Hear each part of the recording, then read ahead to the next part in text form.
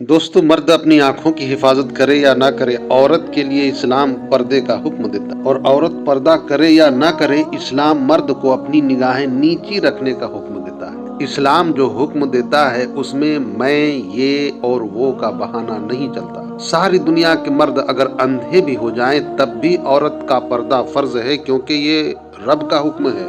और अगर सारी दुनिया की औरतें भी पर्दा कर लें तब भी मर्द की निगाहें नीची रखना फर्ज है, क्योंकि ये भी खुदा का फरमान है और खुदा का हुक्म है। फरमान खुदाबंदी में मैं, तू, ये, वो का बहाना नहीं चलता। जब उसका हुक्म है तो बंदों को माननी है। लिहाजा मेरे दोस्तों, मर्द हजरात अपनी निगाहें झुका के रखें और औरतें वो पर्दा करें।